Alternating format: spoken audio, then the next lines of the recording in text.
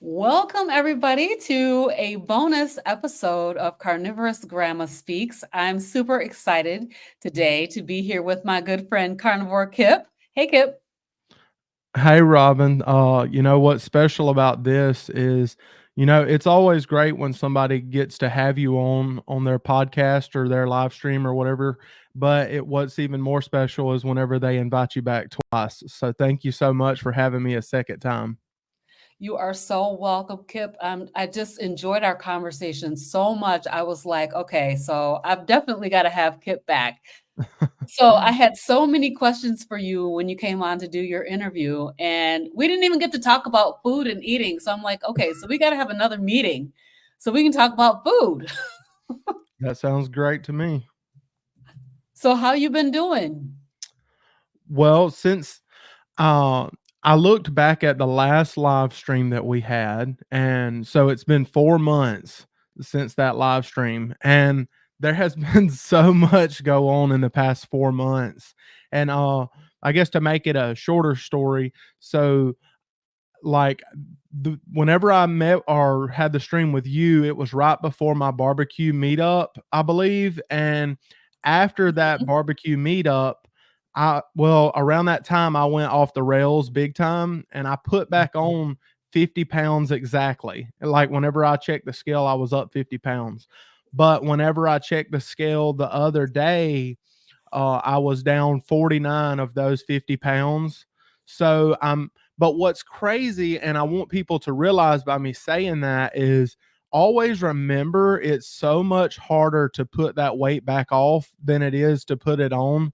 So it's best not to put it on to begin with, because I literally in about maybe 3.5 weeks of being way off plan and going on a cruise and eating tons of carbs and sugar again, the scale moved 50 pounds north. And there's people that say, "Oh, you're lying. That's not true." I'm like, I know what the scale said, and I have no reason to lie to y'all. It went up 50 pounds. And as of like 3 or 4 days ago, it was down 49 pounds. So always remember it's harder to lose it than to gain it. So be careful. Absolutely. So let's do the side by side comparison. So how long did it take you to gain the 50 pounds?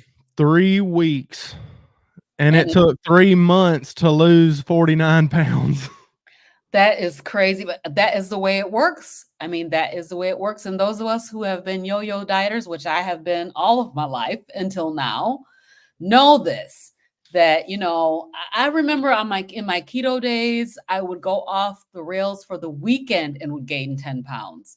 And then, take a month to have to get those 10 pounds back off. So yeah, it definitely is super hard to get that weight back off. But I've been watching you, Kip, and you've been doing some really cool stuff. So you want to tell us a little bit about what you're up to now? Well, right now, I've noticed. See, last year was my first year on Carnivore, and there were so many hiccups last year, and it even led into the beginning, like I guess you call it the first quarter of this year. But I've really, since April, I've really tightened down and got more serious, and I feel like over for me personally, maybe it's just over time, or it's um the consistency. With me being more consistent, it's getting easier and easier to just stay on plan.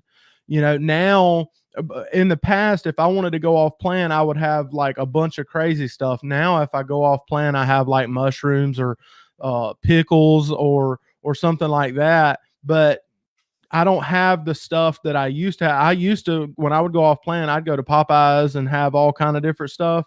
And I think it's just getting easier and easier. And now I'm, being able to walk more. The past week I haven't walked as much as I should, but I've been swimming a lot. I swim Nice. all the time, and I've actually started lifting weights recently over the past couple months, and I'm noticing that my energy level on Carnivore is through the roof. Like stuff that I never thought I could do before is just it's getting easier and easier to do that stuff. That's amazing. I hear a lot of people talking about the energy, and unless I'm missing something, I just have not really experienced that super boost in energy, and I'm a little bit jealous of you guys who get that. Well, and I think before I didn't take electrolytes. And I don't Mhm. know, which I don't know if you are, but for the Mhm. first year on Carnivore, I never took electrolytes. Oh, Like, I was okay. like, "I don't need that stuff, I salt my food, man." But Mhm. I've started taking electrolytes, and maybe that's helping. I don't know. Honestly, I think a lot of what it is whenever you exercise and whenever you walk and swim and things like that, your body feels better because your body is supposed to do those things. And Mhm. so, like, it just makes you want to do it even more. Like when I lift weights now, the next day when I'm at work, I'm thinking about lifting weights. And I Nice. I never used to be like that until now. I've tried exercising in the past, but I couldn't do it. And what's crazy is I've told people that I used to get super sore after I would go to the gym. Like, I'm talking about, like, really, really sore. Now I don't really even get sore at all. That's Like, I don't amazing. understand. Like, I never heard that. if I lift really hard the next day, I feel it just a little bit. I mean, Mhm. barely, but nothing like before. I used to be super so I think it's something with the meat or something. I'm not a doctor, Yeah. but I know that I don't get sore like I used to, and it blows my mind. Yeah, that's mind-boggling. Like, I have heard other people say that they, since they've been on carnivore, they can work out really, really hard and not have soreness. I think, do you know, Rhonda at Carnivore Leo? Have you met her I yet? haven't met her yet. Sweet, sweet lady. She was saying that she had that same experience with, her with, just not getting sore. So that's pretty cool. I haven't worked It's out really hard crazy. yet. I can't explain it because I would expect to be super sore the next day. That's the reason I stopped working out multiple times in the past, is because I'd get so sore and I didn't wanna do it, and now I work out, and even afterwards, I feel great, and then the next day, I'm just like, I wanna work out again, and That's I awesome. cannot explain it. And, like, last weekend, I had enough energy to film a cooking video, cook multiple briskets and pork butts all day long, go for a walk, lift weights, all this stuff all in the same day. And I'm like a 400-pound guy. Okay. So, like, I'm not supposed to have no energy. And Right. for me to be able to do that at my weight, it's got to be something's in the meat that's Oh, causing me to just be like, boom, let's go. that is awesome. That is awesome. I've been watching your videos. Whenever they pop up, I definitely watch you, and so I'm excited about your journey. I know that you're on a journey to do a 5K too, right? Yes, that's what I'm gonna do in November, November 16th. I have like 6 or 7 people that have decided to join me, and I know that a lot of people can't travel all the way here to do it because it's gonna be in Mobile, Alabama. But if Mhm. anybody wants to, they're more than welcome to message me, and I'll give them a sign up, and they can join me and do that 5K. I'm excited because it's gonna be my very first one, and there's gonna be some carnivores there with me, cheering me on and doing the 5K with me. Oh, I love that. It's gonna be like a carnivore meetup. Exactly. I That's mean, exactly, fantastic. and we can go to lunch afterwards or whatever they wanna do, but I'm just excited to be able to do that and share that moment with other carnivores or people that are keto. It doesn't matter to me. Yeah. Yep, that's good. What's the date of that? Uh, November the 16th, and it's gonna be in Mobile, Alabama. The race starts at 8 a.m., so but I think we have to get there and sign up at 7:30 in the morning, but I'm super excited to do my first 5K. I've never even thought about doing anything like that. Well, I used to sit on the couch and watch TV, and to be able to think that that's gonna happen, I get excited about it. that is awesome. I ran a 5K once. I actually did like there's a program, app that you can get for your phone. It's called Couch to 5K. And you do some, walking and running every day until you get up to being able to do a 5K. So I did that program and I ran the 5K and I didn't run anymore after that day. Stopped running. That very day was the last day I stopped running. So make sure you keep it up afterwards. Do you have some long-term goals? Like, do you want to do a marathon or anything? Well, I don't know. I mean, I've thought about stuff like that. I mean, honestly, the sky's the limit because once you get your body moving and things like that, like I want this to be for the rest of my life. I don't want this to be, a 1 year thing or a 2 year thing, and then I just give up on everything, because then I'll gain all the weight back. And I know how much it sucks, honestly, to be 500 pounds and to be miserable every day. So I want to do whatever it takes to stay healthy once I get to that point. And I've noticed that my mindset has already changed. It's like, even though I'm still in this big body, like I think like a smaller person does. Like, I mean, Mm. I still see myself as a big person in the mirror, of course, but I'm thinking about healthy things every day. I'm thinking like, hey, I want to go swim today. Hey, I want to go do this today. And I've never been like that. And why would I want to let that go? Why would I want to go back to just staying on the couch all day every day? I don't, there's no reason to go back to that. Well, I can definitely say that I'm getting out. I'm doing that actually Ed at Carnivorous Dude is doing like these morning walks. He joined that Return to Natural challenge with Kiri and Jen on Facebook. I didn't realize that was what he was doing, but I saw him out walking every morning, and I'm like, okay, so I need to get that morning sunshine in my eyes. Let me get up and start walking in the morning at sunrise. And Mhm. so I've been doing that every day.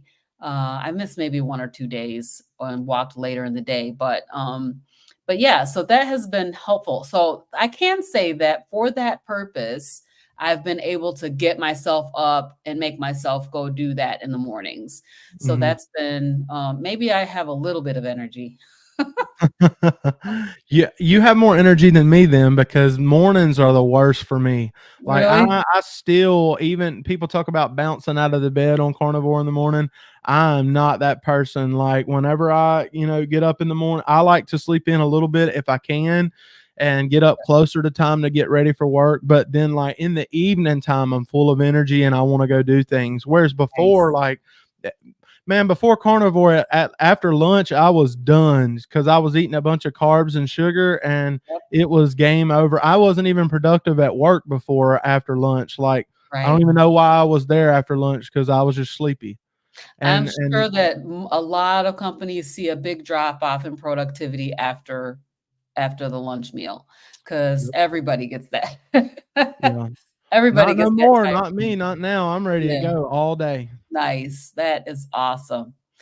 Well, Kip, I want to talk to you a little bit about, well, first of all, let me ask about your girlie, the little Oh, baby, that Mackenzie? sweet little peachy Oh, baby. Abigail? Yeah. Yeah, Abigail, she's doing great. I just heard her knocking on the door while ago, and then she just walked off. But yeah, she's doing great. She's about 2.5 now. The Mhm. after Actually, this evening we're going over to my parents' house. They have a swimming pool, and which I have a pool here too, but we're grilling. I'm smoking wings and this queso carnivore dip. Of course, it has cheese in it, but Mhm. this queso dip, and then they're making pizzas because they don't eat carnivore, so we're gonna have that, and we're gonna swim in the pool all evening.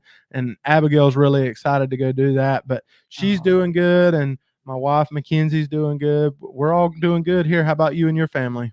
We're doing good. Yesterday we went to we had a church program for the last 2 weeks. It's called Summer Enrichment, and it really is focused to address like summer slide, how the kids lose a lot of what they learned over the course of the year.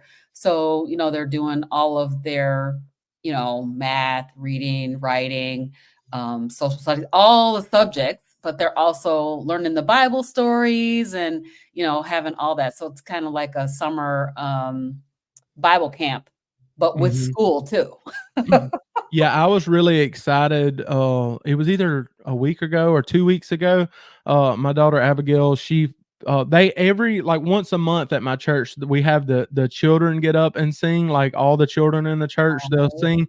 And yes. this was the first time that she ever done it. And she got up there and she was singing and Oh, worshiping and all that stuff. And to me, I mean, even though she don't fully understand everything, it was a great dad moment. I was really excited to see her do that.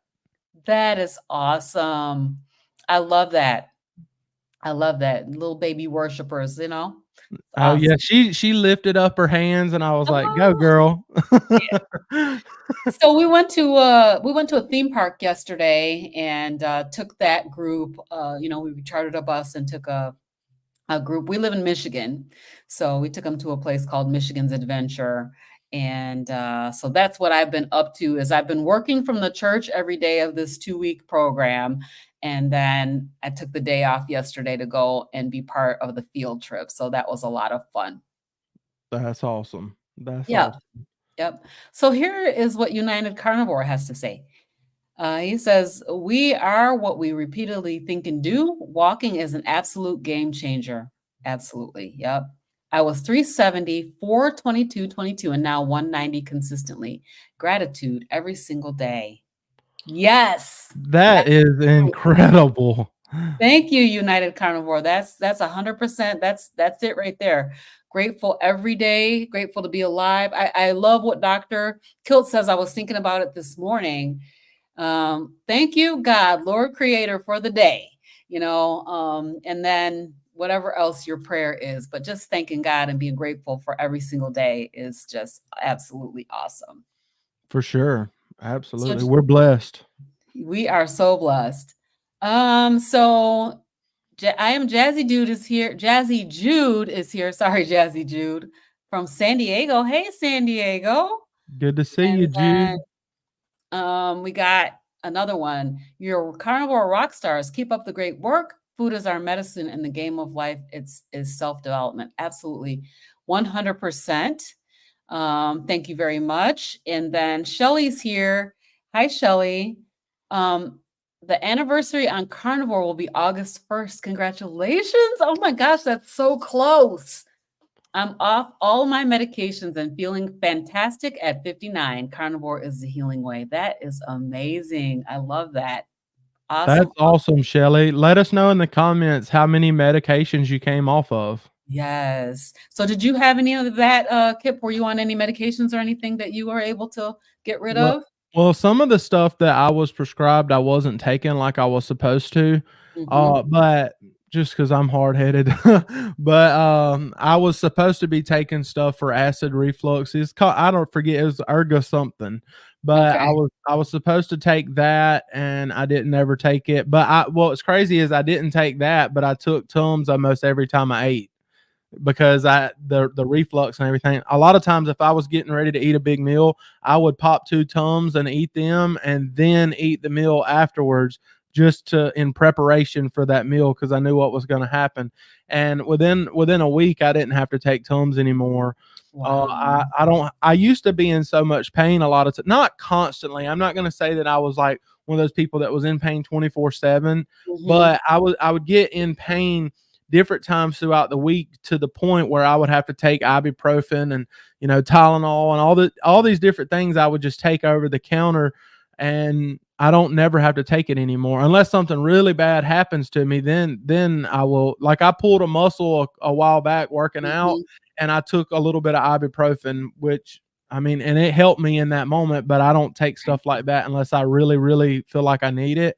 But Mhm. also, um, I was supposed to take I forget what it was called, insulin for being a Okay. diabetic.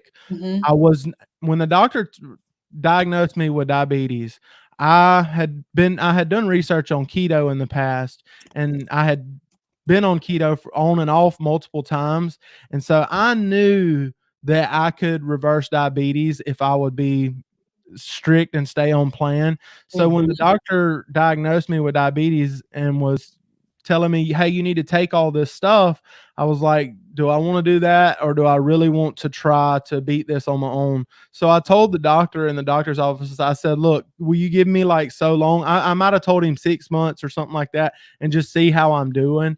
And so I started I started Carnivore in January, and like in it was either 4 or 5 months later, I think it was in May, I got my blood work done again, and I had already reversed my diabetes in like 5 months.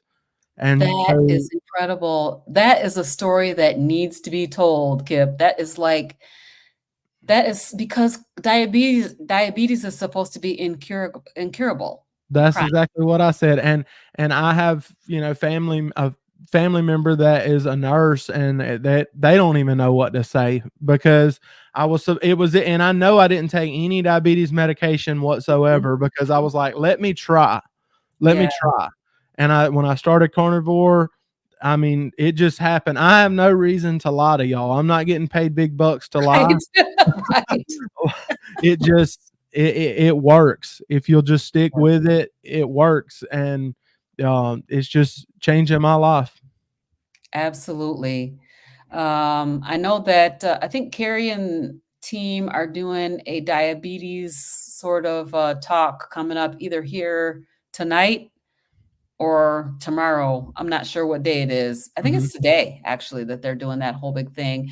Dr. Berry's started a whole new, I don't even know what to call it, a new group, maybe, about called the American Diabetes Society, I think.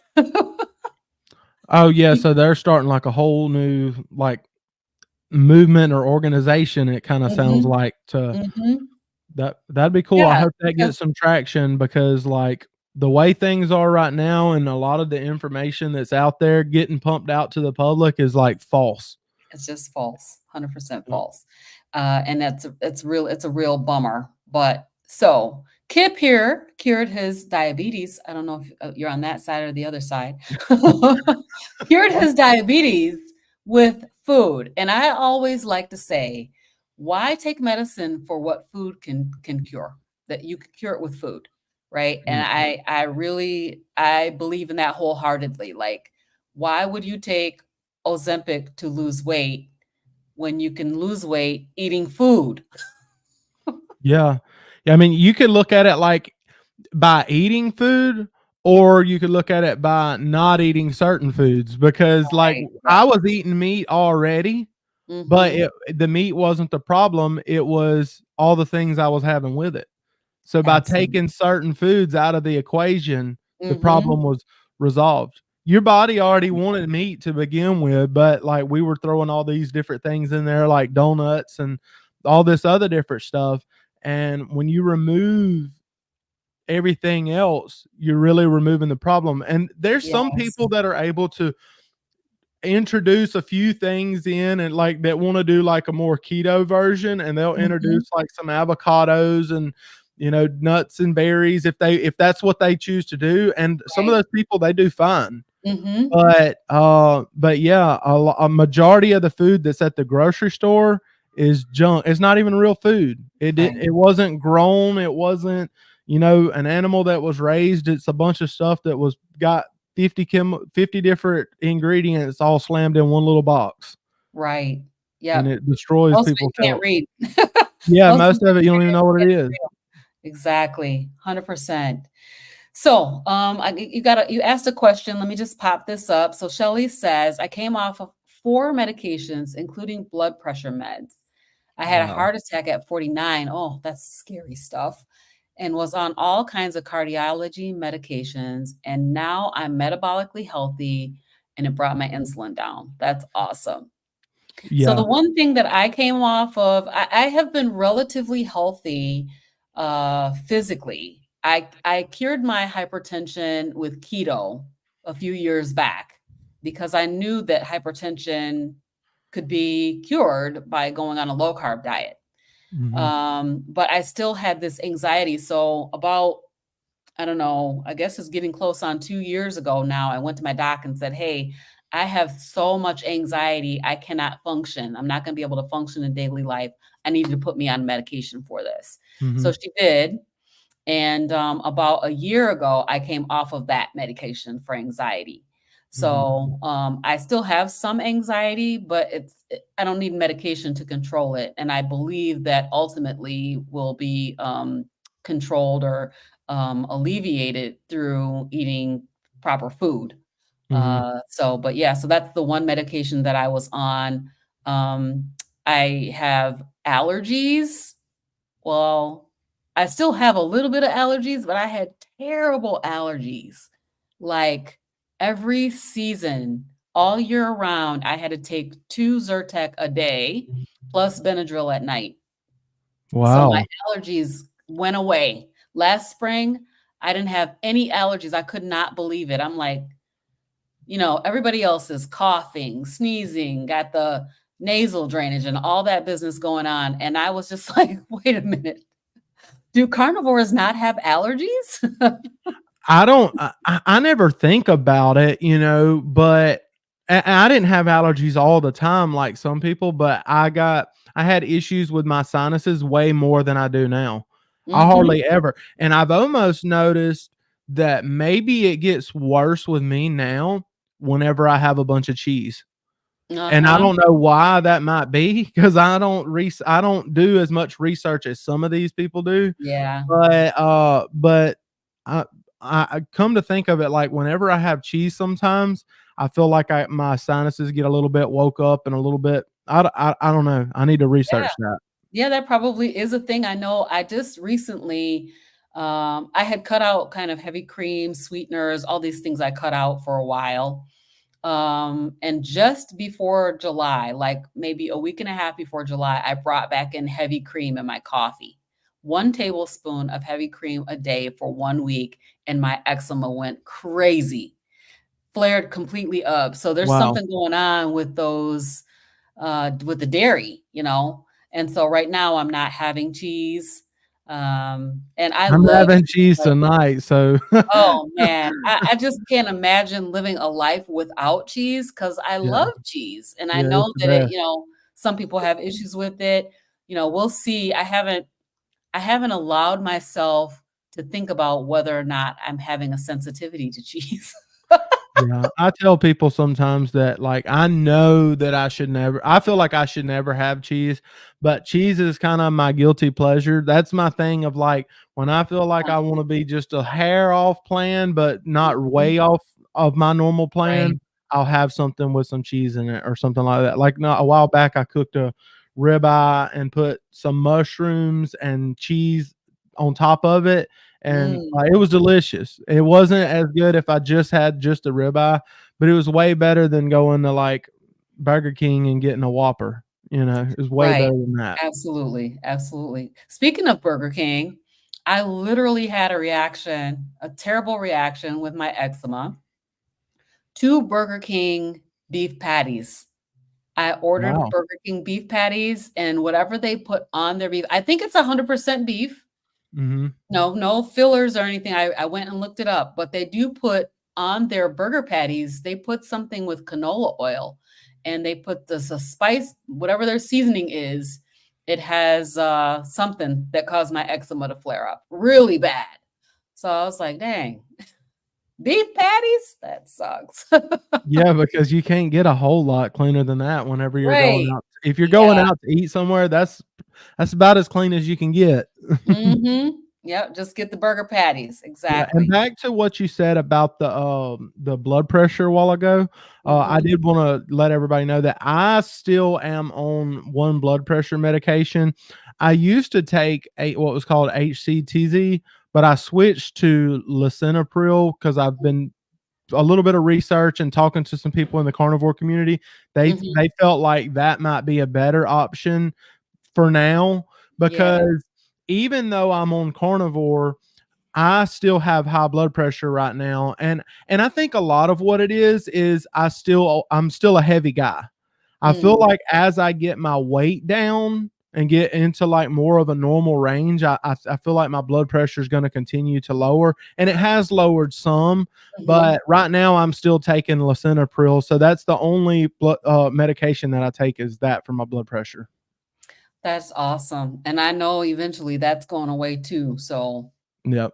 Yeah, yep. I'm excited about it. I tried to get off of it one time just on my own because I was mad and then just like, "I don't need this," and then so, like, a month or 2 later or a couple months later, my blood pressure got checked and it was higher than it needed to be, so Mhm. I'm back on it for now because I Okay. mean, when you're 400 pounds, a lot of time I mean, everything's working harder, so I need to get that weight off and then, monitor my blood pressure and come off of it at the right time. Wow. So, minimalist carnivore is saying, "I used to have insane allergies, anaphylactic shock, bad, where all are gone."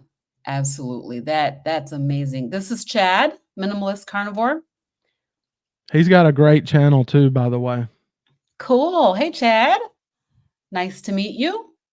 So there's a couple of things I started here. Let me just take a look here.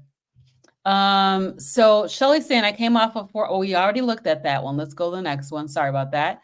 I've been carnivore for 18 months now and I feel great, maintaining my goal weight and not taking any medicine or supplements. That's Marina Murray. Hey, Marina, that is awesome. Congratulations. That is cool. If Dr. Barry was here, he'd say huzzah. Huzzah. So Shelly says they told me in 2016 I was pre-diabetic and put me on metformin. And so now that my insulin levels are normal, there's no more metformin, no more omeprazole. I'm thinking she's saying no more Lasix. Hopefully she's saying no more Lasix. That's awesome. Coming off medications feels amazing. Like it's a really, really good feeling to come off of those medications. You think like when you start taking them, you think I'm going to be taking this for the rest of my life. Yeah. And that's kind of the way that it's presented to you too. There's no, in my experience, there was no presentation of the idea that you could come off of this medication if you do this, this, and that, you Because they know? don't want you off the medication. Mhm. They want you on the medication. That's how they make money. And you Right. know, I've noticed that like even in my personal life with friends and family members and things like that, you know, some of them they'll talk about getting on this medication like Ozempic and all the other different stuff, and they almost say it with excitement, like, "Oh, this is great. This is going to help me. This is going to help me lose weight or whatever." And I'm just like, I'm thinking like, why is everybody excited to be put on a medication? Like, why is everybody excited to have to use medication to fix all these problems? And I'm just like, don't you realize it's not natural for everyone to need all this medication? If everyone is needing 10 different medications, then something's wrong. Right. And nobody's having the answer except for put you on another medication. But I believe when we're trying carnivore or keto and all this, we're definitely on to something because it's working for a lot of people. And the thing of it is that I love is eat till you're full. Eat as much as like get stuffed. You know, Absolutely. maybe you don't have to get stuffed every day for the rest of your life, but when you're first starting out, eat and be stuffed, filled to satiety so that you don't have that, desire to keep stuffing food in. You're not going to, when you get full on chuck roast or ribeye steak, you're going to be full. You're not going to want to put anything else on top. Yeah. You're not going to want to put anything else on top of it. Mhm. So, and G is here. Hey, G. So glad that you stopped by. I Um, love her. She actually her and her husband, they came to the carnivore meetup that I had back in April, and mhm. they threw down on some barbecue. She actually brought some beef fat with her, I think, and I threw it on the smoker to let it cook Nice. for her as well. Wow. Yep. I saw those videos. That was so awesome. I want to go to every single meetup. I really, really do. Man, if only I could just have an unlimited supply of money where I could fly all over the country and go to meetups because the carnivore meetups are absolutely incredible. If you have an opportunity, I would say you should definitely try to go. I've never actually been I've been to a meetup for Carnivore Quest up in South Nice. Carolina, and then of course the meetup that I had, but I've never been to any of the carnivore keto, any of the events. I really want to try to make it to one next year. I just haven't been able to do it yet, but I would love to get to go and talk to some of the doctors and all that stuff. That'd be Oh, great. yeah, you've gotta go, Kipp. Yeah, I know I need to make it definitely happen. gotta go, for sure. Okay, got a couple more of these comments I'm gonna bring up. So Chad says, "I have an S&S grill coming finally for my birthday next week, finally getting back into grilling with an actual fire. Been too long away from it." Chad, you don't even know how excited I am, man. Every time I hear somebody say they're gonna cook with real fire, I love it because everybody's got their Instapots and their air fryers and all that. And I ain't hating, but it ain't the same. Like you can't beat cooking with real fire, whether it's cooking with charcoal or cooking with Mhm. wood. You can't beat that. And I'm happy for Chad. I'm sure he's gonna love it. I have two SNS grills, and they're awesome. They're great more for like if you're a smaller family or if you don't want to spend thousands of dollars on a pit. You want Mhm. something that you can grill with and you can smoke with it too. If you learn how to put your coals on one side, you can smoke, or you can fill up the whole thing and grill. And so they're very versatile and they're inexpensive and they're just great grills. I'm happy for you, Chad. You're gonna love that thing. So talk to me about Weber grills because that's what I have. I have a little smoky. I have a actually a natural gas grill that I use on a daily basis. During the summer, I just, just fire that thing up and I cook almost every day. But I have a little smoky. It's small. What can I do with that? One of the Weber Smokies that Mhm. hold on, Little Smoky. The Little Little. Smoky, they're like the. Is it like aluminum? Is it No, like it's a Weber grill, but okay? it's It's just small. I think that's called a Smoky Joe. I think, or I Smoky can't Joe. remember. Okay. It might be Yeah. called a Weber Smoky Joe. Those are Uh-huh. kind of like using like a drum smoker or something like that. But you could put charcoal in it and cook low and slow. Those work great. I would say entry level grills you can't beat for the price something like a Weber. But if Mhm. what Chad got is similar to the Weber grills, but it's they took what Weber done and they made it better. They Okay. they they made the airflow better. They used just better engineering, and Mhm. it looks a lot like a Weber, but it's just I've used a Weber kettle. The first grill I ever got was a Weber kettle, and they work great. But when you use an S&S, you can tell the difference. Okay. But you are paying a little bit more money. But and then there's a whole different ranges of grills to get into, and they all serve a purpose. It just depends on what that person needs. But if you want to smoke meat and you have a Weber Smoky Mountain, it'll work great. Just make sure don't put too much charcoal or too much wood in it if you use wood chunks, because Mhm. you can oversmoke your meat and it won't taste good. Oh, I didn't even know that was a danger. Yeah, well, I mean, it won't be a danger. It just will like your meat will just taste too smoky. You just got to Mhm. learn how to have your temperatures right and not have too much smoke in there while you're using it. Interesting. So I grew up, my dad was the barbecuer in my family, and he always used a Weber. So as I grew up, that was what I used. I learned how to grill on a Weber. And so I've not really used any other grills except for the gas, propane tank grill and my natural gas grill. When I was in Florida a couple back in June, I I was grilling at the resort and my grill has like this plate underneath it to keep the fire from coming up. I had flames everywhere. It was Mhm. crazy. Trying to grill meat on a grill that does not have that flame blocking plate underneath it. So, Mhm. do you ever use any kind of like just turn it on type of a grill, or you always do smoking and charcoal or wood? The only thing that I use that's turn it on is a pellet smoker, Okay. and I use that mainly now because I have a daughter, and I use it when I want that to be lazy and not have to worry about managing a fire. But when I use my favorite things to use is my wood smoker, my big Shirley smoker, and then also I like to use my different charcoal grills. I have like 3 or 4 kettle grills, and then I have my big drum smoker that I use outside.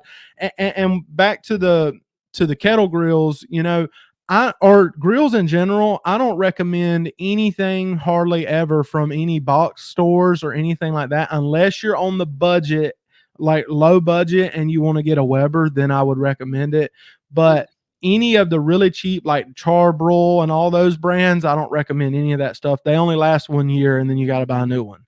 And but then above the Webers, you get into like the S&S grill would be the next step up. But then I think if you want like charcoal grills, the king of charcoal grills, I believe, is called PK grills. I have one, and they're just built super heavy duty. But I love my pellet smoker, like, and I think it might be best for most people that don't want to learn barbecue. Like, if you just want to make good food and not have to put in any work really, then I think the best bet's to get a pellet grill because they're kind of like using your oven in your house. Gotcha. I'm just going to present this screen for a second here. So you can have an idea what you're talking about here. Oh, okay, There's the PK. PK. 10% off. So I Okay, have the one on the left. this one. That one, yes, I have that. That right there to me is the king of charcoal grills. And Okay. the one to the right of that, the one right next to it is the one that most people that cook in like state cooking competitions, they use one of those. Oh, But the one on the wow. left is like its big brother, and it's more for your back patio. The other one's more portable, but the one Okay. on yeah, that one, the black looking one that you got your mouse on is more portable, so you Yep. can take it more places. The one on Mhm. the left is more you leave it on your back porch, and it's got two shelves on the side, but Mhm. the aluminum that it's made with will last a lifetime. I'll give that to Abigail whenever I'm old. Nice. Yeah, they're very nice grills. So 20-year warranty on these grills, you guys. Yeah, they're That's they're nice. great. But then the S&S grill, like if you wanna get into a little bit lower budget than that, would be my next option. And then, of course, everybody knows about Weber grills. That's at Uh-huh. that's as cheap as I would go as a Weber grill. Okay. Yes, Got I have it. that grill right there too, and it's a great grill, and it's half the price of the PK. It's not as good as the PK, but it's Mhm. better than the Weber because, So when you like, say it's as good, what kind of things are you talking? What are the metrics that you're kind of focusing on when you talk about it being good? well, I mean, you can talk about capacity, the way the air flows through it. Like okay, for one thing, that right there compared to a Weber, it has Mhm. 4 legs where a Weber has 3, and that Yes, grill yep. is more stable. It automatically comes with the shelf on the right hand side. A lot of the, like on the left hand side, it's got a slot where you can put your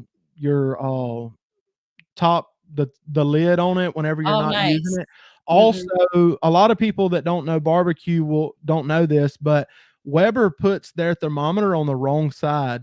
They the thermometer should be on the opposite end from where the well, hold on, let me think about it. It needs to be on the end where the stack is up at the Mhm. top, but Okay. Weber puts it on the wrong side, and so you're not actually monitoring the correct temperatures when you're cooking on the Wow. inside of the Okay. grill. I mean, the slot in the bottom is better. It gets more airflow. A Weber doesn't have a little hole put in the side to run your meat probe through. Like if you like, Oh, because some people like to monitor their temp with like a Bluetooth thermometer. You yeah. can't. I mean, you have to with a Weber. You got to run it through the top and everything. You don't have Mhm. to do that with this grill. Everything about it is just it's like a Weber, but they designed it better. Nice. I mean, there's Okay. just and there's this thing in it on the inside called a slow and sear, which is where the Mhm. name comes from. So it has like a little charcoal basket that you can put your charcoal in that basket on one side and Mhm. smoke on the other. Where on the Webers, you either have to buy that extra, or everybody tries to like pile up their charcoal on one side and all that. Where this grill, Mhm. it comes ready to go the way you want it. Nice.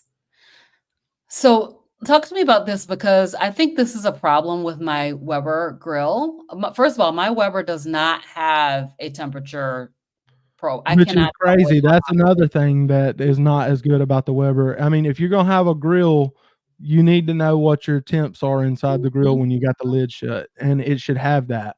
There's people that will drill and find ways to add it, but some of the Mhm. Webers, like you said, don't even have it. Yeah, But mine is an older one. It doesn't definitely does not have it. so And then the piece at the bottom is to catch your ash, and then Mhm. once the fire's done and cooled down, you could dump your ash out. The Right. one on this grill is built better than the Weber. Now Weber has Yes. one that it just set a little things a piece sits underneath it, and Yes, then that's you what I dump have.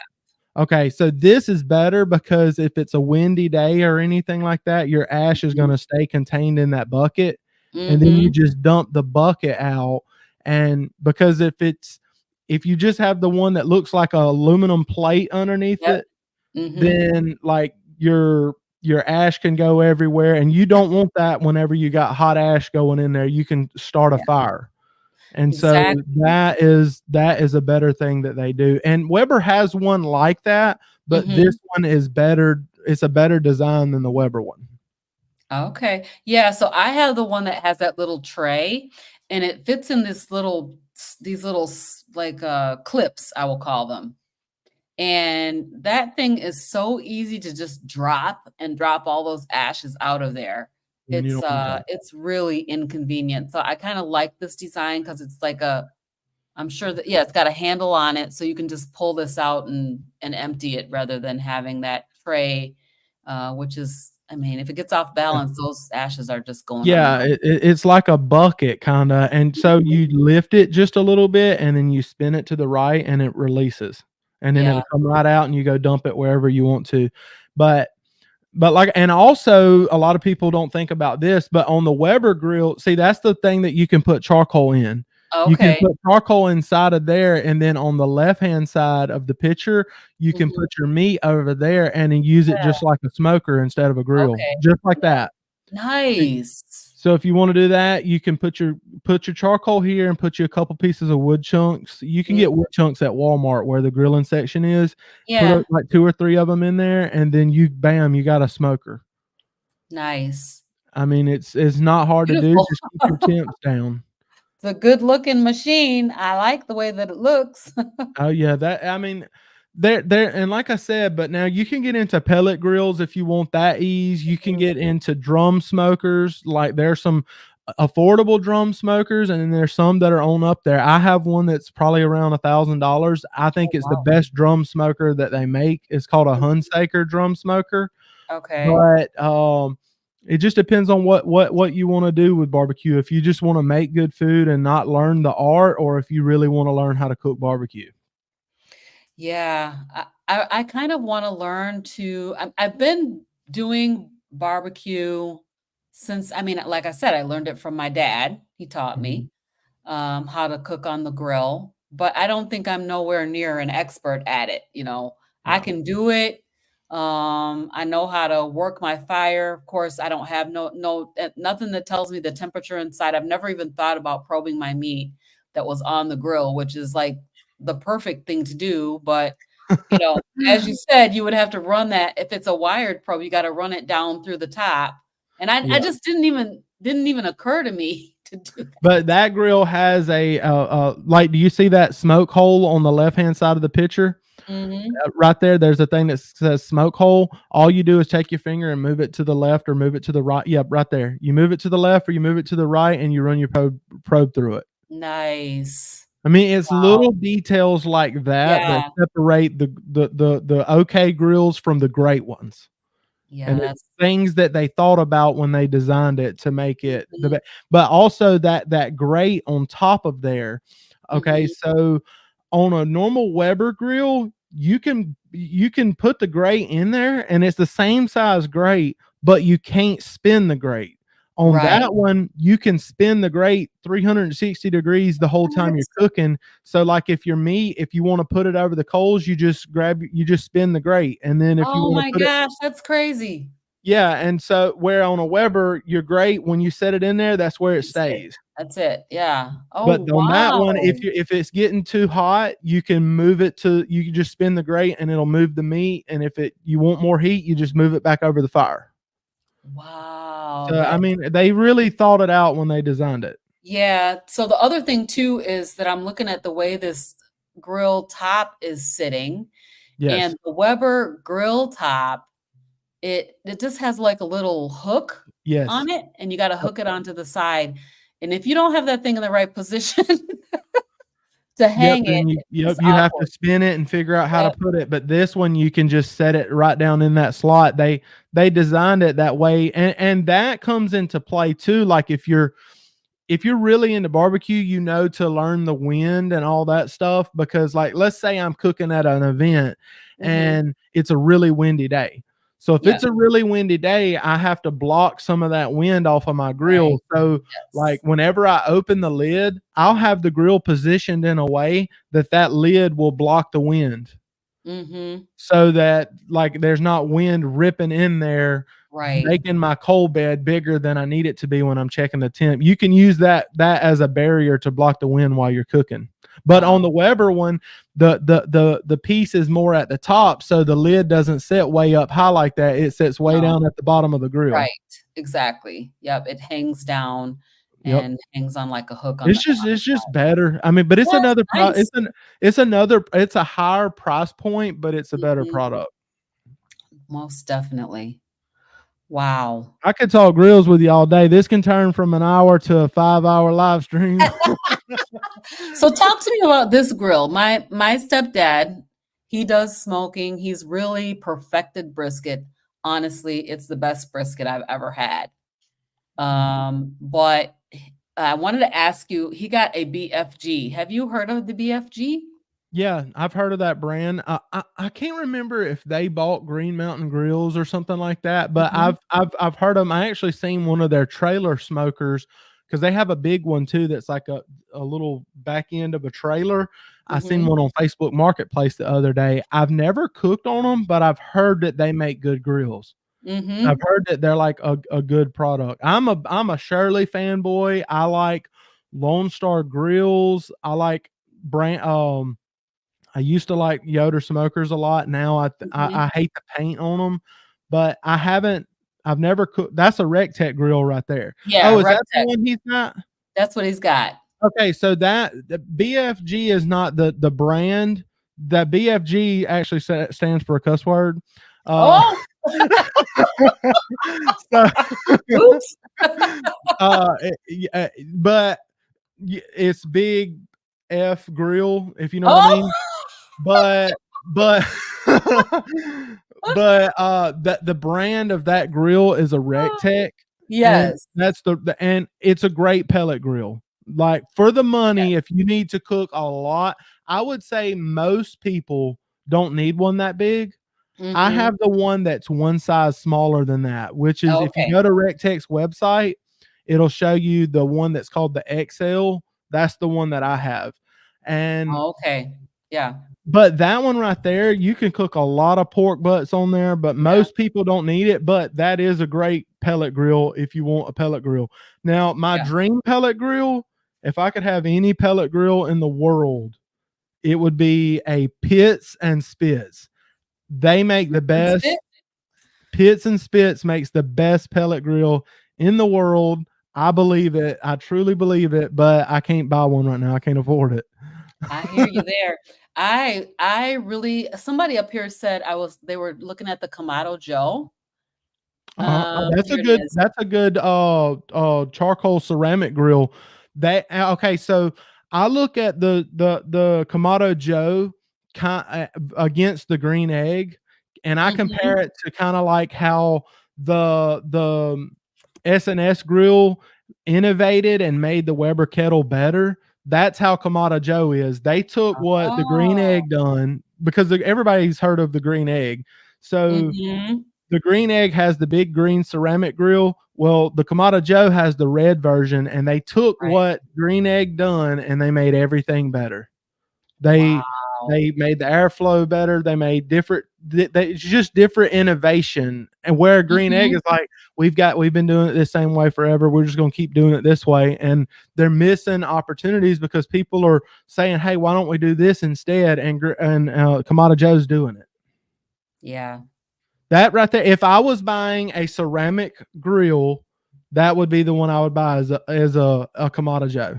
Really? Yeah, I think that's the only problem I have with ceramic cookers. Well, two. One, they're super heavy, and I like heavy grills, but Mhm.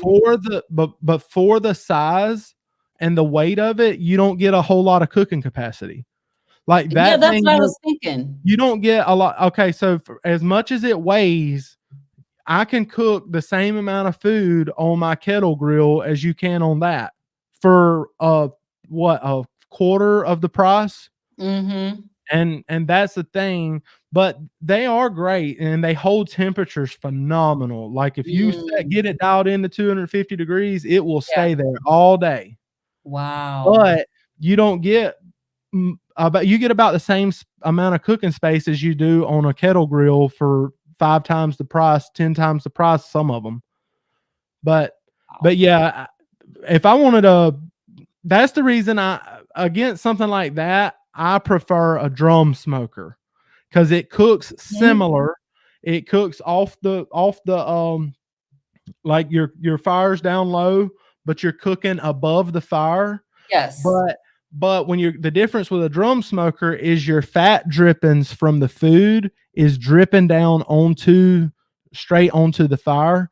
And Mhm. that causes I don't remember what it's called, but it causes some type of chemical reaction and Oh. it increases the flavor of the food whenever you're something about that Oh, meat wow. dripping straight over the fire Okay.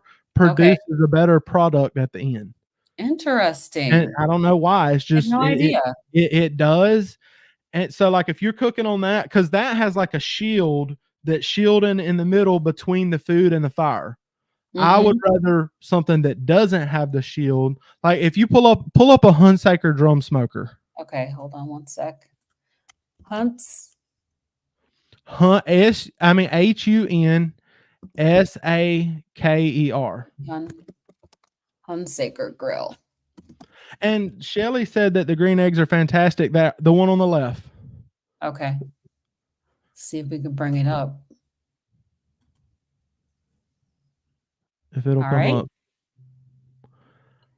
Can you see That's it? not on their website. I would go to the one beside it that's on their website. Or no, Oh, that one is that. Hold on, scroll down just a little bit because okay. I want to make sure you're on the website. Okay. That Yep. website right there. There you go. Gotcha. Stuff is opening in different windows, but I'll get Yeah. it. I'll get it So eventually. there you go. Right Now here? click right there. That's the Hunsaker drum smokers. I like Oh. okay, so you get the size, you get capacity, and you can Mhm. actually buy separate shelves that go in it. You can buy up to 5 different shelves, which gives you more space than an egg has. But Yeah. also, you see those wheels on it? It's more Mhm. portable. You can move it. I can pick it up and put it on back of a truck and take it somewhere if I wanna use it. You can't do that with a ceramic grill. They're too heavy. Right. And and if you click on one of the pictures and it might show you the inside. All right, Let's scroll down, down, down, keep going down till you can find okay. an inside picture, if you can find Let's one. see if we can find one. One more, keep going. So you see that grate right there that it just showed? Yeah. So there's on that grate, there's slots where that grate sits in there, but you Mm. can buy extra grates and have up to 5 of those grates. Oh, wow. So you can have it layered. You can have it layered and it works Mm. great like if you like to cook jerky and stuff like Mhm. that, or if you want to cook multiple racks of ribs or anything like Wow. that, you can have more cooking capacity. But if you keep going down, it might show you a picture of the the piece at the bottom. Let me see if it Okay. shows you the piece at the bottom. Scrolling. And see, No. it has the thermometer right there by the stack, which is what you Yes. want. It's gonna give you Right. more of your accurate temperature. A Weber kettle will have the thermometer on the wrong side. Interesting. It's a small detail that they get Yes. wrong. Wow. Right, so it doesn't show the piece on the inside like I was talking about, but the piece on the Mhm. inside, it looks like a little wind machine looking thing, but it Oh. has holes so that the grates can, so that the meat drippings can go down straight onto the coals, and I'm Mhm. telling you, when you smoke burgers on that thing, or Mm. ribs on that thing, or anything like that, they are phenomenal. I mean, it's great. It's great. If you're getting if anybody wants a drum smoker, that's the best one. But if you want a cheaper one, then I would probably get like a lot cheaper. It's called a pit barrel. Okay. Let's look at it. The pit barrels are smaller. They're not as nice as that, but they still make it's an entry level pit barrel cooker right there. Okay. Yep. Let's click it. Vertical. So when I grew up, My dad and them used to get these big barrels, but they were not vertical, they were horizontal barrels that they cooked on Yeah, those a and lot of people huge. just weld them together and they Mhm. use it just like a normal charcoal grill. Yeah, But that's this what they did back in the you day. want the fire lower than where your food at. These are the king at hanging ribs. Do you see how it had that picture? Oh, It showed yeah. those ribs hanging in there? Uh-huh. All those little hangers, you can hang racks of ribs over the coals and the fat drippings will get onto the meat, but you can put a lot of racks of ribs in there. Oh my gosh, yeah, Or wow. you can hang turkeys in it, like if you want to for Thanksgiving, Wow. chicken, any of that stuff you can do that. Now see, they're using the grate right there, so he's got Uh-huh. fish going, and on one half of it, it looks like he's got meat hanging. Interesting. Had But no idea. that's a cheaper All option if these. you want something like that. Okay. But I now when never you would get have in even thought that I didn't even realize this was a thing at all. this is okay, this is a product of me being in barbecue for a long time and watching Mhm. lots of videos and cooking with lots of people and learning Right. lots of tips. Like, I've learned a lot of companies are gimmicky, but then you learn companies that actually make really good products, and I'm Yeah. not gonna mention a company that I don't believe makes a great product. Like, Nice. any of these companies I'm mentioning, Mhm. I don't work for any of them, Right. but I believe that they make really good products. Well, you need to get you a, sponsorship with S&S Grills because 'cause you're hyping them up. Well, I had an affiliate link with them a while back, but they did away with their affiliate program. Oh, So man, that's a bummer. yeah, I had sold multiple grills for them with the affiliate program, and I think I got like 10% or something from the sales, which was great. But they did away with their affiliate program, and now they do a lot of stuff through like Amazon because they have their website and they have Mhm. Amazon, which I'm fine with it because I still shout them out now because I know they make a great product. Like, I don't work with them, but they make. I mean, it's a jam up grill for the money. Nice. Cool. So, got a lot of comments in here. I'm sorry I didn't bring them all up while I was sharing the screen, but B-Dog is here. Hey, B-Dog. What's up, B-Dog B brought a Dog? Masterbuilt. Masterbuilt, they're getting into the charcoal grill world now. They used to do, I think, a lot of electric smokers, which I don't like electric smokers. Like, Mm, I'm not into that. To me, that ain't even barbecue to me. But but I know a lot of people are into it, but mhm, it's not my thing. But they're getting into the charcoal grills and they've been making some waves because they have it where it slowly feeds the charcoal down and keeps the fire regulated at the temperature it needs to be. mhm. I've heard some people talk about issues with their build quality, like not being built quite as good as it should be. If Yeah. they could figure that out and make, because the idea that they have on the master builds is perfect. But if Mhm. they can make their grill a little bit heavier duty to where it would last and wouldn't feel so flimsy, it would be a home run. Okay, I'm just gonna take a look here and see what that is. Kinda wanna get an idea. Okay, Yeah, gotcha. So did she make a mistake? That was her question. hold on. Hi guys, I bought a master build because of a sale. I'm cooking a brisket tomorrow. Did I make a mistake? It depends. Did they get the five? I think they have like a 500, a 800, and 1,000 or 1,100 or something like that. I've heard people say that their bigger one is built better than the rest of them. The Mhm. bigger one has like maybe thicker steel, and it doesn't feel as flimsy. I think those are going to be better than what you're going to get at most Walmarts.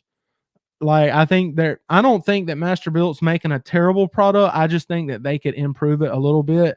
I Mhm. don't think that I don't I don't think that this is gonna be B Dog's last grill that B Dog ever owns. That's what I would say. I think that this grill will get B Dog by for 5 years, and you will learn a lot about barbecue and how to make good barbecue, Mhm. but I think in 5 or 10 years, B Dog's gonna be like, "You know what? There's some better grills out there." Unless they to figure out how to make their grills built a little bit better, then I think it's a home run. Yes. Okay. Awesome. Awesome. Awesome. Arlene is here. Hey, Arlene. So glad you're here. Good to see you, Um, Arlene. Rebecca White is here. I wish I could take notes, but I'm at work. Oh man, Becky, definitely come back and watch it again. I'm gonna Absolutely. definitely have to come back and watch it again and take a bunch of notes myself. Minimalist Carnivore is saying my view on the entry level electric smokers, etc., is you have to start somewhere. Just learn. You just use it, learn it, see if you like smoking, and you might know more what you want after that. I agree with that. But see, Um, me, if I'm gonna get an electric smoker, why not just get a cheap pellet grill? Like, if you want to get a cheap electric, unless you're somewhere where you can't have the actual fire going like that, because I think electric smokers, some places people can have them where they can't use pellet grills, but they sell pellet grills pretty cheap at Walmart now. I yeah, don't think that they make the best ones. Like, everybody talks about Pit Boss. Pit Boss is an entry level pellet grill. Like, they're not top of okay, the line. They're gonna yep, last you a few years, and they make good food. But there's higher end one like that RecTech that you showed. mhm, That's a really great pellet grill. It's not yeah, top of the line. I think that right, Lone Star Grills makes one better. It's called LSG pellet grill, Lone Star Grills, and then of course the king of pellet grills is Pits and Spits. But that is the mhm, Cadillac. yep, But yeah, I mean, if you're gonna get an electric smoker, unless you can't cook outside, like with unless you have some reason where you can't, I don't see why I would get an electric smoker over a pellet grill. Because a pellet grill, I'm telling you, if you keep it clean on the inside, you go outside and you press on and you set your temperature and you go inside and it's just like using your oven. yeah, I don't know yeah, why somebody would need it much more simple than that. yeah. Well, I'm telling you, my stepdad is making amazing brisket on that BFG. I mean that RecTech. Yeah, them BFGs. I thought you were talking. There's a company called BFG also. Oh, And okay. that's what I thought you were talking about at first. But when you showed me that picture, I was like, she's talking about the big blank grill that RecTech has. Yes. But yeah, I'll just call it the big fat grill. But that one right there it's actually like 2,500 inches of cooking space, which is more than most people ever need. But if you want to cook a lot of food, it will. Like, you can cook small whole hogs on it and all kind of stuff because Yep. it's got a lot of capacity. But mine is the RecTech 1400 is what mine is. So Okay. it's big, but it's not as big as the BFG is, and Okay. it's a great grill. Yeah, we're loving it. We are really enjoying it. Yeah, and, So, Kip, and it's so easy. at an hour and 7 minutes. You got a little bit more time? I'm good. Let's go. All right, let's talk about meat. All right, bring on Okay, the what meat, baby. favorite cut? What is your favorite preparation? Well, I mean, my favorite cut of all time is dino ribs. I love beef dino ribs, and a lot of people think they're eating beef dino ribs, but it ain't. If it ain't got 3 bones and they're gigantic, then Mhm. it's not dino ribs. Dino ribs have 3 bones and they're gigantic. They're literally 1 bone is enough to feed one person, like, because they're so big. Is But it like short ribs? but it's a little bit different cut. Short Okay, ribs are very similar. They taste very similar, but dino ribs have that flavor kind of like it, but it's got that cool factor because like no other rib is cut like that. Um, yeah, there's 3 bones in that. I can see them right now. They're kind of going a little bit at an angle on the top. On the top side, you can see all 3 of those bones. But those are dino ribs. You can get them from different companies. I get mine locally from a butcher shop here in Pensacola, but mhm, you can get them at different places online. I've got them from what's that company that Porter Road. There's other okay, different companies that send them. They're great. I mean, I like a lot of different cuts. I of course I like hanger steak is good. The other mhm. day I cooked picanha. I love Oh, Tanya. picanha is so good. Yeah, I like whenever I wanna make something really, really thin, I like, tri-tip. I like to slice tri-tip really thin after I smoke it or do a Yeah. reverse sear on it. I see where Chad's talking about, but lamb is his go-to for meat these days. Mhm, number I 1. like I like lamb, but I don't love it. I don't know, Oh, something about the flavor is just I can deal with it and I'll eat it. It's just I don't know, I like beef better. so I do love lamb. Like, lamb is very, very tasty, but I find, like, unless I'm gonna get, like, a leg of lamb or something like that, they're so small. Like, I gotta eat, like, 10 of those things Yeah. to get full on the lamb chops. But I do enjoy the flavor of lamb, but I do, like the ribeye. The minimalist carnivore is saying ribeye and chuck and beef ribs. Um, I went on a cruise, while I was off plan back in, like, April, and when I got back on plan, like, a week or so after I got back from the cruise, but while I was on the cruise, even though I was eating off plan, I had some, now these were technically on plan, even though all the carbs that I had with it wasn't, but the I had lamb chops at, like, a restaurant that we paid, like, a upgrade package to eat at that restaurant, and mhm, so I ate lamb chops there, and let me tell you, they was good. Like, they mhm. seasoned them really well. It was a Royal Caribbean cruise.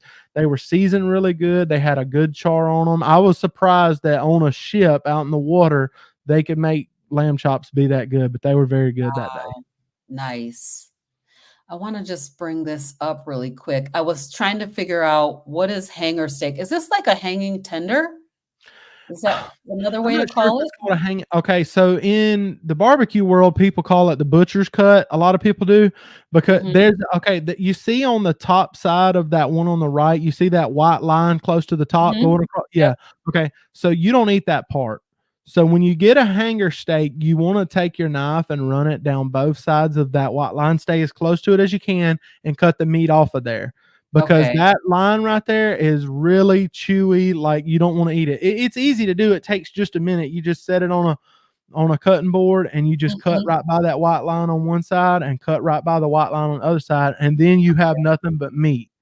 But Yeah. it is so good. It's they called it a butcher's cut because it was a cut that nobody wanted. They didn't wanna have to deal with cutting through that white part right there. And Mhm. so it was left over, and a lot of the butchers would take it home with them. But what people don't realize is it is so beefy and so Mm, flavorful. And that one right there is a Wagyu one also, so that's even right. better. Yeah. You see the marbling in that thing? That's Mhm. that one on the right, and well, the one on the left on the bottom side of it has a lot of marbling in it. That's a lot of Mm. extra fat that's just gonna be when you cook it, it's gonna be Delicious. an awesome flavor. Does this cook long or short? Short, I don't smoke those. They're Mhm, small. They're whenever mhm. you cook them, they're smaller. A lot of times I just cook them straight over the coals or something like that. You could put it on a skewer and if you wanted to, or you could just set it straight over the coals and cook it like you would a steak and take it to whatever temp you prefer your steak. But Yep. if you prefer your steak well done, you need to unsubscribe from all of our I channels. know that's right.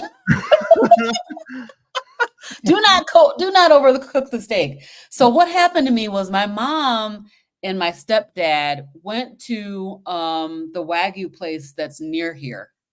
If I Mhm, can think of the name, if I remember the name, I'll say it. They brought me back some meat to cook. They told the people that I had a YouTube channel. They sent me something called a hanging tender, right? mhm. When I looked at that piece of meat, I said, "This looks like a piece of meat that I've seen before that's really tough." I was thinking it's gonna be super tough, and I had no idea how to cook it. I'd never even heard of a hanging tender.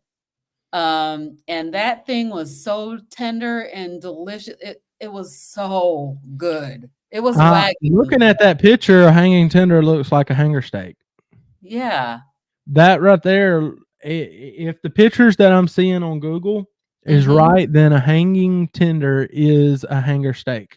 Okay, and I And had but no you're idea. supposed to cut that little white strip out Okay. to The make it ones I even got better. didn't even have a white strip. They were They just probably had all already trimmed it for you. meat. Oh, man, it was so good. It was yeah, I agree. This is a really top-notch piece of meat. Yeah, It's like it one is of the wonderful. best pieces of meat I've ever tasted. Yeah, and I will say too, the company that you pulled up that sells it, Mhm. they Mhm. have really good food. That They do. Wild Yes. Fork is a even in the barbecue community, that's one of the more known companies that deliver meat to a lot of the guys that cook competition barbecue. Nice. Wild Fork is one of them. There's Mhm. different Porter Road even, Snake River Matador, Farms is another one that my stepdad uses a lot. Snake Creekstone. yeah, Snake Yeah, River Farms. yeah, Snake River Farm. They're like really known for their American Wagyu briskets. They've got like a black label, a gold label. They're really Yep. known. But I will say this: the butcher shop that I go to in Pensacola, they beat them on the prices. Yeah. They have that really high quality stuff like a lot of these online retailers, but when you buy it local from them, you get better prices. Okay. We have a question here. Mm. Can you tell me the best brand of pork rinds and where to get them? I don't get a lot of different brands, but I would say now me a lot of times I'm real cheap, so I just get like the max pork rinds at Walmart. But Mhm. and I don't eat pork rinds all the time, but I'll say the best tasting pork rinds I've ever had. There's two brands that I'll mention. One of them is the 4505 brand from Costco. Like, I think they're very good. They're airy and fluffy. I don't like a really, really hard pork rind unless I'm eating cracklings. Like, Mhm. cracklings are more, like, hard and crunchy, but on my pork rinds, I like them to be more soft and they break apart easy when I'm eating it. But I think the best tasting one that I've ever tried, and I don't know where all you can get it, but I know there's a little local store here that sells them, but I think they sell them in different places too, but they're Mhm. called Porking Good. Yes, they have them at Walmart now. I think Walmart just picked up a got a deal with those guys, or they just got a deal with Walmart Okay, to for pork me, and those are the best pork rinds. They are super soft whenever I bite into them, and they're just I don't know, they're just phenomenal to me. I love them. I'm gonna bring this one up. This one is really good as well. I've never tried those. I'm gonna tell y'all, these are the absolute best tasting pork rinds I have ever tasted.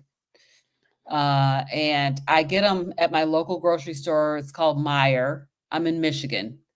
I don't know if you can buy them online. They're so fresh tasting, and they're just made with pork and salt, sea salt, and they are super, super good. So if you can find this, they're expensive though. So I do like, know one thing, whenever I seen that logo, that mm, brand also sells barbecue sauces. oh They really? sell yeah, I've seen that brand before. They sell now they probably ain't sugar free. I'm sure they're not sugar free, but Right. they were known for barbecue sauces and stuff before they started making pork rinds, I bet, because I they've bet. been having a Mhm. barbecue sauce for a long time. Yeah, because these are the best tasting pork rinds I've ever had, and I have had the Porking Good because they've been around for a while, Mhm. and a lot of times I used to order things online to, to try, and so I have had Porking Good. They are very, very good.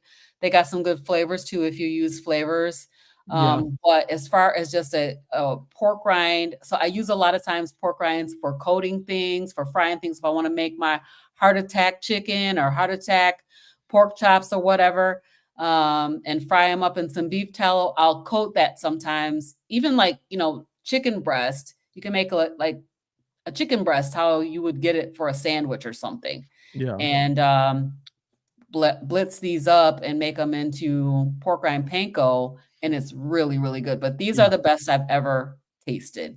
And like you said about the porking good ones, they people do have to notice that they do have different flavors and all that stuff. Mhm, So you really want to read your ingredients and watch what you're having.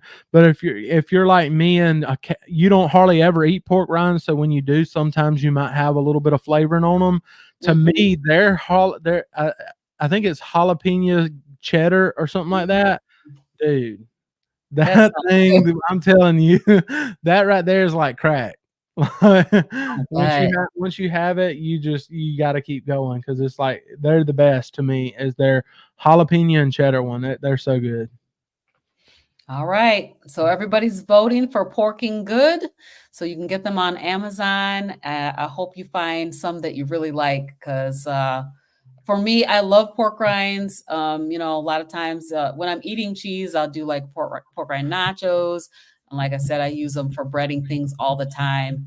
And I don't usually snack, but sometimes if I'm feeling snacky, I'll snack on pork rinds because they're Yeah, really and tell them all that they can't go buy all of the jalapeno ones now because they gotta save some for me.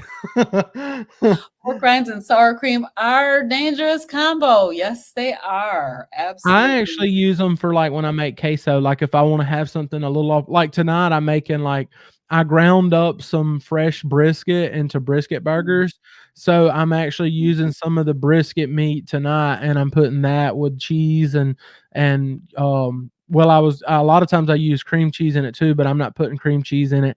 It has a little bit of sugar from the tomato because it's gonna have, like, a spicy Rotel, the little canned Rotel. So there's going to be a little bit from that. But when you make queso, to me, it's supposed to have something like that in it. I So it's it'll have supposed a to look little, like yep. yeah. So it's going to have a little bit of that in it. But I don't, but I'm going to have just the Walmart brand plain pork rinds with it tonight whenever we have the smoked wings. Man, that sounds so good. Oh, I'm going to tear it up. Trust me.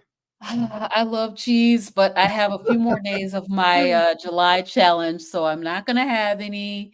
Yeah. But I might be asking you for that recipe in my email so I can make some queso when I It's get like off. the Gosh, people asked me to make videos on it, and I showed a little clip of it one time. But the thing is, like, if I show everybody these videos on how to make stuff like that, I feel like it might make them all want to make that stuff too much. And the right. thing is with that stuff, you can't make it all the time because Mhm. especially if you're trying to lose weight. Because if you make it all the time, that's like I've seen people post different videos of what's his name? I've never talked to him, but the Cook in Nashville guy, the Oh, Chris carnivore Cook in chef or Nashville? whatever. Yeah. Okay, Uh-huh. so if I made his recipes all the time, I think I'd have a hard time losing weight because he makes great stuff, but like the different things that he does, it would make me sometimes want like the real thing, like how he made the like spaghetti stuff and the pizza, carnivore pizza. If I'm eating carnivore pizza all the time, I'm gonna eat way too much of that stuff. I know that's right. I made his mashed potatoes. So I've made a few recipes from Chris, but the mashed potatoes made from egg whites taste like mashed potatoes. It's It is crazy. crazy. I'm like, I don't know how he comes up with these ideas in his head and then it actually tastes like the thing. I was like, I could really overeat on this thing Yeah, because and that's the thing is it can be dangerous. It can be a great tool to have to know how to make those things, or, right. let's say we're at our goal weight and we're doing wonderful, then that's great, but for the people that ain't, we don't need to be making those recipes all the time because if we do, when that it's gonna take us 10 years to lose our weight. I know that's right. Yep, absolutely. I Yeah, got a couple of comments here I'm gonna pop up. go ahead. So Jazzy Jude says, I started BBB on July 1st. So far, so good. Congratulations, Jude. I'm so glad that you decided to try it. Starting to crave breads. So I'm going to try the 2-ingredient flatbread today. Breads and sweets are my downfall. Any issues with breads or what are you doing for breads these days, Kip? Um, I noticed for me, I started craving stuff the most the stricter that I was on meat selections. Like, if I force myself to only eat beef, it makes me want other things a whole lot more for Mm. some reason. But Yeah, if I allow more variety, like if I allow a little bit of pork, a little bit of chicken, a little bit of like, because sometimes I get tired of eating hamburger meat. Okay. I'm not that person that just wants to eat nothing but hamburgers 24/7 all day, every day. If I right. do that all day, every day, and I don't never have chicken wings or I don't never have shrimp, I don't never have, crawfish occasionally when they're in season, if I never have something besides just a really small few things, it makes me mentally want other things more. So just by because a while back I was doing sea line, which was just beef and seafood, Uh-huh. and it was great, but at the same time, I wasn't at the place where I could sustain that. Maybe one day I'll Followed get you. to I that place. followed you the next month after you did that. I think you did it in September last year, and I did Yeah, it in October. and it's an excellent eating plan. It Like, it's is. an excellent eating plan, but you gotta be seriously committed and you gotta be, like, on point to do something like that, because for me, I think if I was to do that, like, after 5 years of carnivore, it'd probably be easy. Right. But when you're on 6 months in or a year into carnivore and everything, it Yeah. can be challenging to limit it to that degree. Yes, I At agree. least for me, it was a challenge to try to do something like that, and You it know, made it's me want other interesting. things more. It's interesting that you say that because I'm actually doing that this month. I'm doing sea lion. I added bacon, but I found myself, and I was talking about this because I've been doing a daily video every day for the month of July.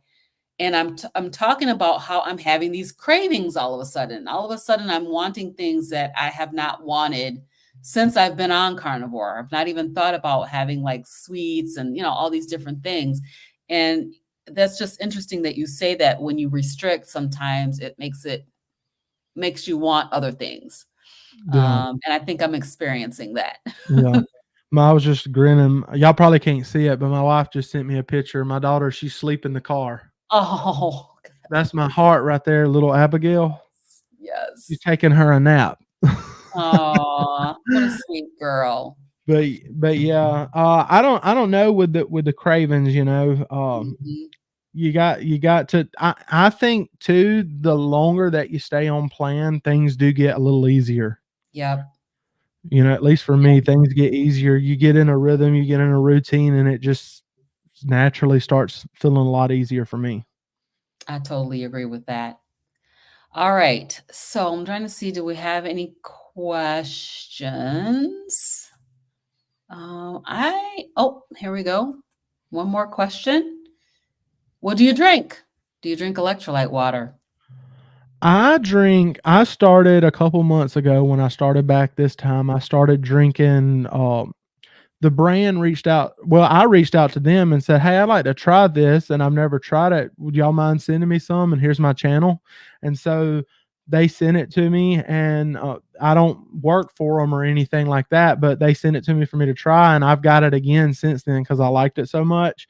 But Hmm. it's salty, the SALTT, but Mm-hmm. it's I think they used to be Keto Chow, but I think they might have rebranded it or something. But Yeah. it's the electrolyte drink mix. They have flavorings in them, but I think they're really good. My favorite one is the Booyah Berry. I like a lot of the different ones they got, but that Booyah Berry, I Did could you drink do a that. video about that? I did. I I did know a you video. did because I was like, Booyah Berry. Yes, let me try it. Yeah, it was actually in one of I think I was in a live stream and I asked people which one did they think was my favorite or something, or it might have been a video. I was like, "Which one do you think is my favorite?" And Yes. and a lot of people got it right that it was Booyah Berry. I think a lot of the fruity flavored ones are really good, and they sell a variety pack that has a bunch of fruit flavors in it, and I Yep. like almost all the fruit flavors, but that Booyah Berry, I'm telling you, that stuff's good.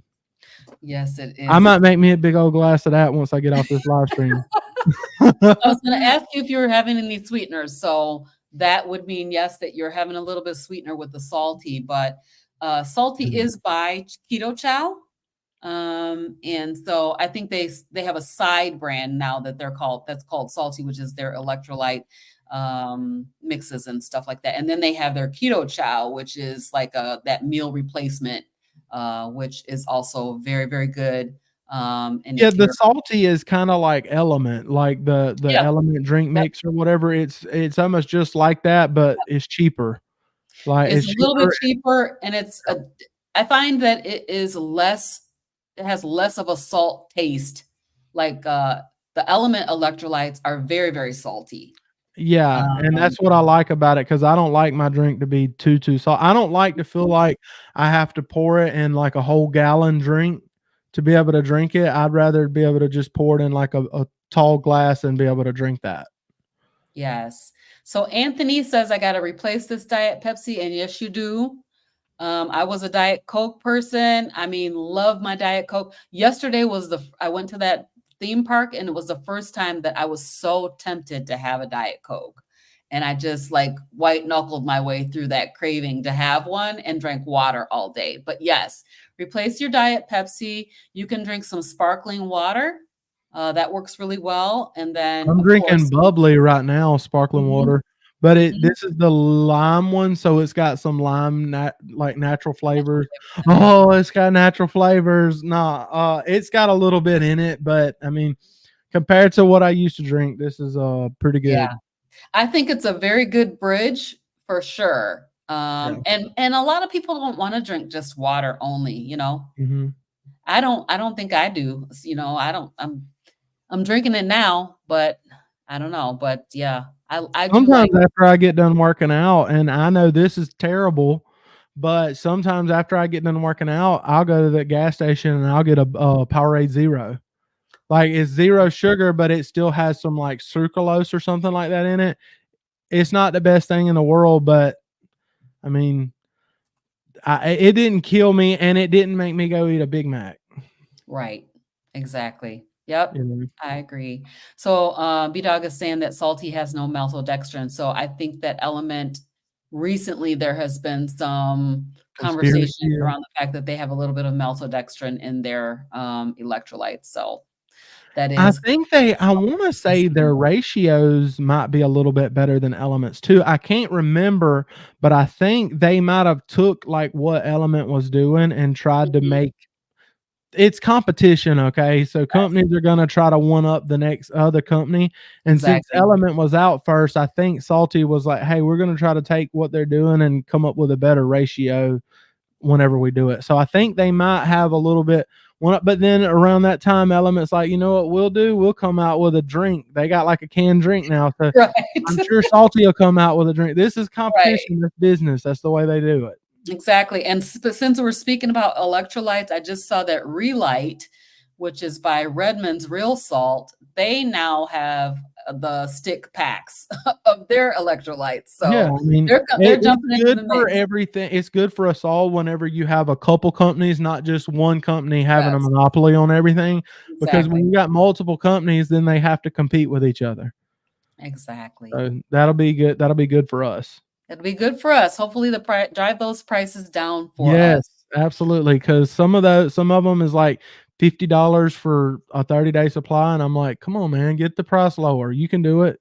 Right, I know they wanna exactly. make money, but come on. Come on, get them prices down a little bit. All right, Kip, I think we have covered everything I wanted to cover today. Do you have any last messages or comments that you want to leave with? No, just, I appreciate everybody being on here and asking really good questions. Yeah. If anybody had, like a question about grills or anything like that, know that you can always email me. You can go to my description and find my email and email me, and I will do my best to help lead you in the right direction. I'm not for one brand of grill. I'm for whatever I think is the best for whatever your situation is. Some people want convenience, some people want the best flavor, some people want, to really get into barbecue. Whatever you need, I'll help you out, and I ain't charging you nothing. This is free, just me trying to help you. Because if you're going to be carnivore and you're going to eat nothing but meat all the time, to me, you need to be able to make the best meat possible. I And the best agree. way you're going to do it is cooking with real fires.